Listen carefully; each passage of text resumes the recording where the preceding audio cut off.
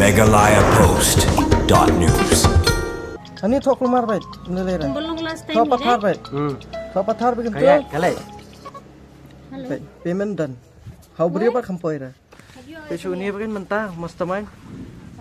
Hakawai ni kidurki balas priang hikir san social media lui bagi peba nong shong dukan hayo renja shilong hinin ke step jong ke sible leyo ban bat yo we bat jala bala tit tit na kidukan yo bala keno ru ba ula shule thok ban siu da ke jipe ki peba ke keno bu neu briu de bat jala ula tit tit bale mele ong ban siu da ke jipe kum ba jusu lem ki peba ki bom jura pisa shu at kum ka perthai online menta bat ke baso lengo kolong bana ke jipe jung u lapau bala de ban siu ya ke pisa kat bahasa ka account jong kito ki ba usiu pan kat pisa kampus dia la sakiru hak te kedurki une ubar jela hak jing ubat paiba nongchong dukan ulo batai de bau de ubarun sharma nak snong renja koloni shlong bat ki paiba klio ban badiu hadin bala suba ya ka kam thok ka kam syukur ju ban penen kam daga jipe kat bau dang thit thit nak wei kedukan hayo renja kane ke jing ubat yo ne ubar jela bala suba le thok kade hedin bala sipsa syakedukan bala thit thit leng ba ka jipe kat bana ka jipe ju lapau bala de bensiu kat ba kapisa pat kampoi kiwi kibau siu leng baga jipe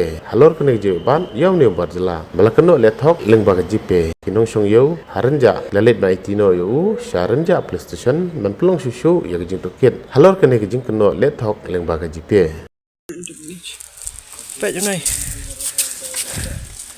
Nong tu ba thok jipe. Dale uni kat ba.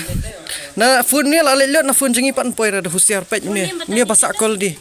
Tera naam kya? Varun शर्मा किधर में रहता है रिंजा किधर में पेज भा पेज होशियार ने अब लोग फिर पेज ही ने शुरू जीपे किया। वो ऐप जीपे इतना बच्चा फिर भी पेज इतना बथक हां करता। पेज में tangan scan ami tu scan page ला scan tu kan to amount ni ars pak ai tik na ni ngalik na tu P200 Ani thok lumar baik nilai dah Belum last time thok pathar baik thok pathar baik tu Kalai. baik payment done how beri apa kampoi dah payment successfully done ring show ni kan show ni bagian mentah mastermind megalayapost.news.